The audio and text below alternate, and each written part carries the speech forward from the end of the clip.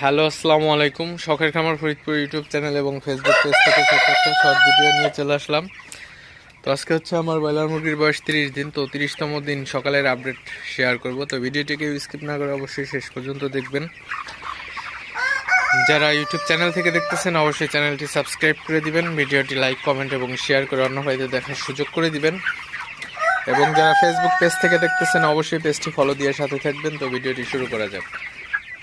তো আজকে হচ্ছে আমার ব্রয়লার মুরগির বয়স 30 দিন। তো সকালবেলায় হচ্ছে মুরগিগুলার আপনারা যদি একটু খেয়াল করে থাকেন তাহলে কিন্তু দেখতে পারবেন যে মুরগিগুলা আলহামদুলিল্লাহ অনেকটা কিন্তু ভালো আছে।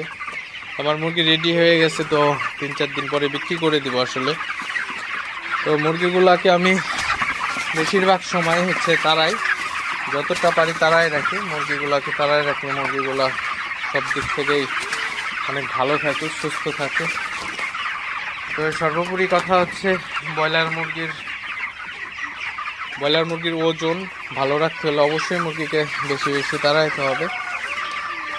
তো সকালবেলায় হচ্ছে মুরগিকে আমি তাড়াইছি কয়েকবার। তো প্রতিনিয়ত তাড়াইতে হয় মুরগিকে।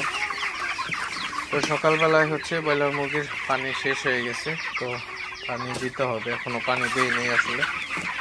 তো পানি দেওয়ার পরেও আবারও তারাই দিব। তো আমার ব্রয়লার মুরগিগুলো কিন্তু মাশাআল্লাহ খুবই ভালো আছে। তো এখনও কিন্তু লাইট বন্ধ করি নাই আসলে। তো ভালোভাবে রোদ ওঠার পরে লাইট অফ করবো এবং সাইড পর্দা এক সাইড খুলে দিছি এবং এই পাশ দিয়ে বাতাস ঢুকে জন্য এই সাইডটা বন্ধ আছে আপাতত।